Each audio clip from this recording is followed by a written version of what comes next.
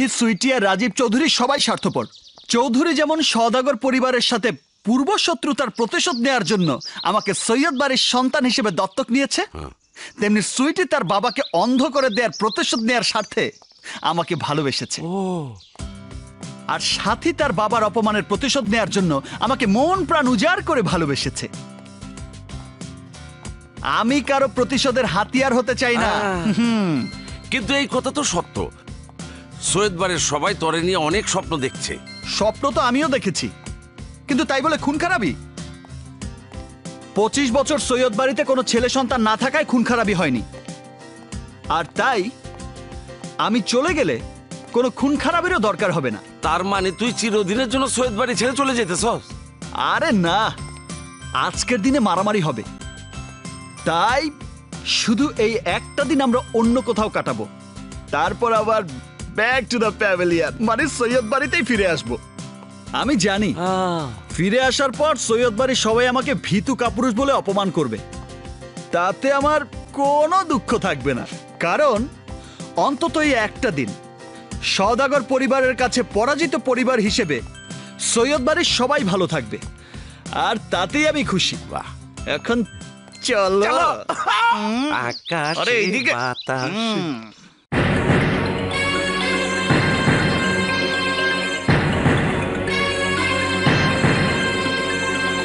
কি ব্যাপার চেয়ারম্যান, এখন পর্যন্ত ওই রাজা বাবু এখানে না আসার কারণ কি?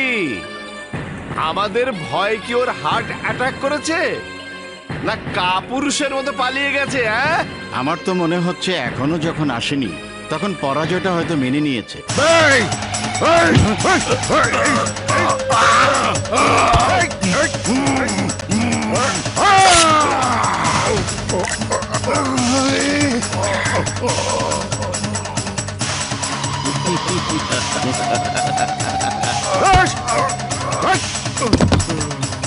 ড্যাড, যেদিনও আমাদের বাড়িতে এসে রানে থাপ্পড় মেরেছিল সেদিনই মনে মনে ঠিক করেছি আমাদের হাতে ওর মৃত্যু হবে।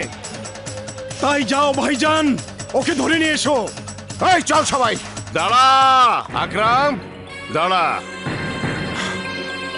ওকে ওই বাড়িতে কিছুই করবি না, এখানে ধরে এনে আমার চোখের সামনে টুকরো টুকরো করে কেটে কুকুর দিয়ে খাওয়াবি।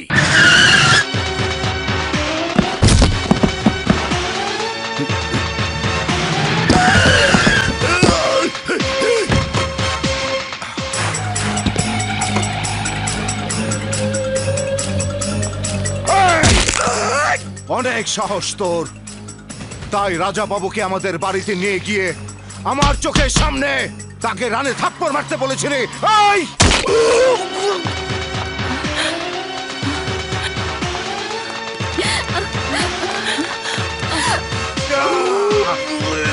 কে কে এইভাবে চিৎকার করছে? এই টমটমালাকে ওর টমটমের ঘোড়ার সাথে বেঁধে ছেড়ে দে।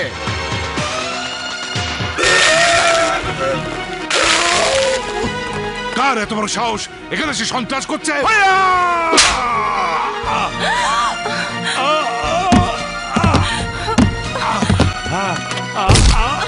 বাবা, বাবা,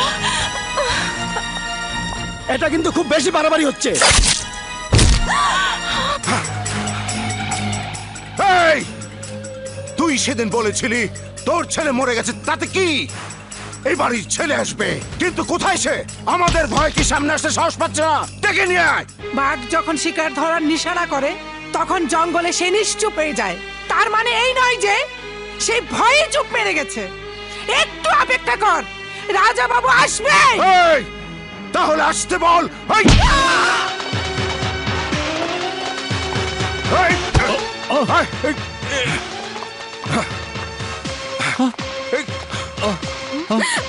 এই বুড়া, বস এখানে, বস বস। এই, এই।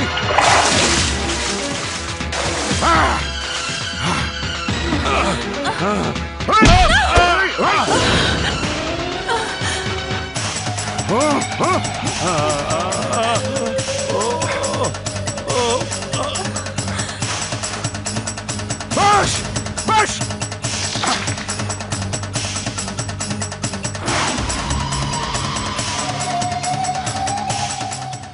এই সৈয়দ শারমিন জাহান চৌধুরী, তুমি এরকম কুলাঙ্গার কাপুরুষ ছেলেকে জন্ম দিলে কি করে?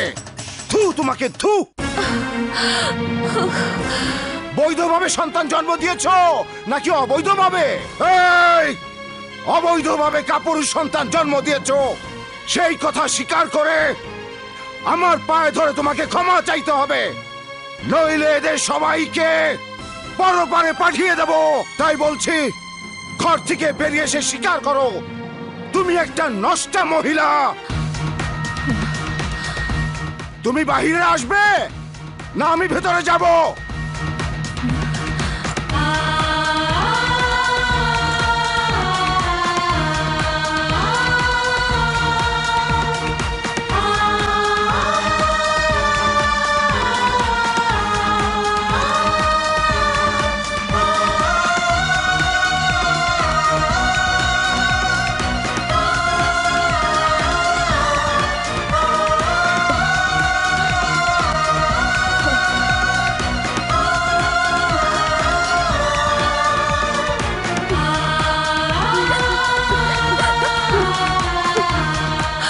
ওখানে দাঁড়িয়ে আছিস কেন?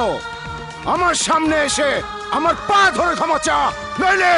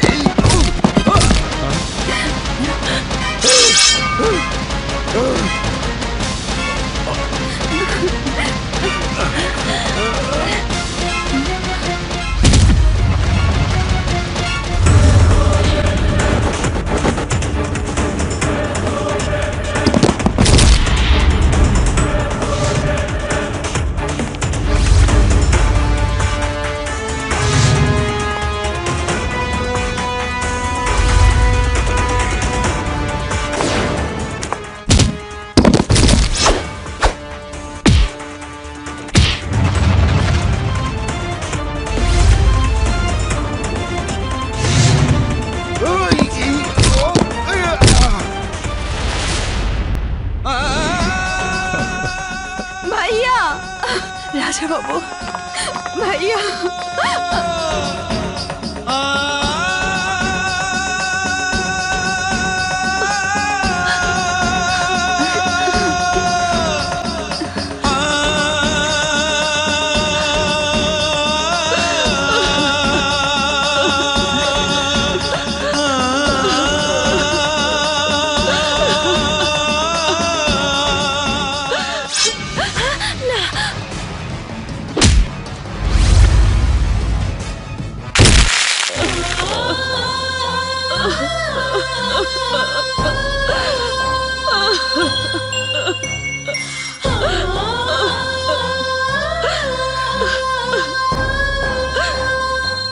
নানা ভাই,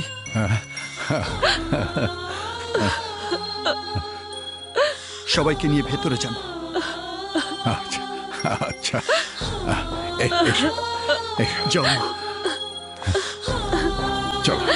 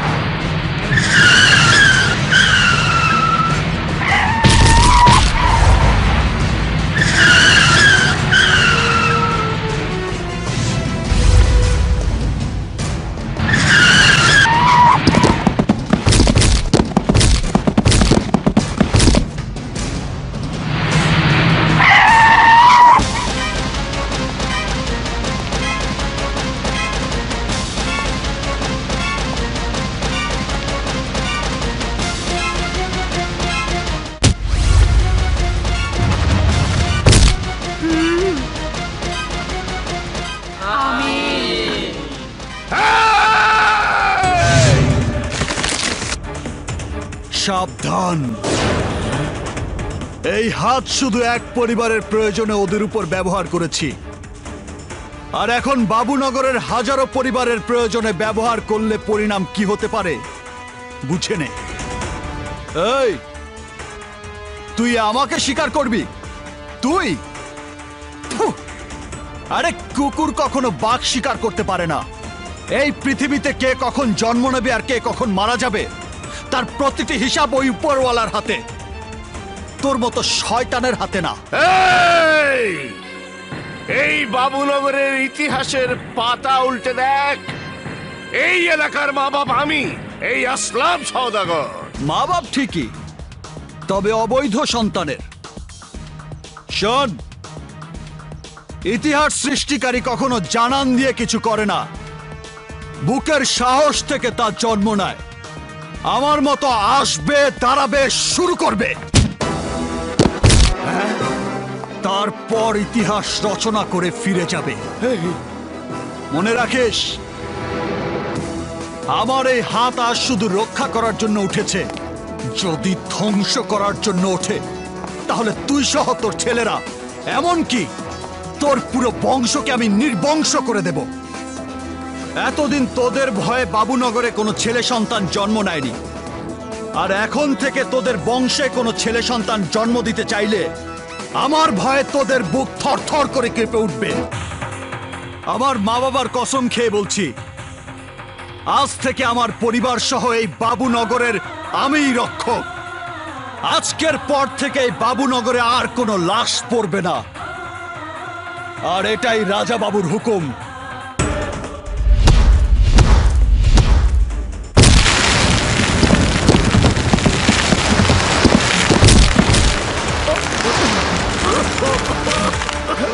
তাই বলছি, বি কেয়ারফুল।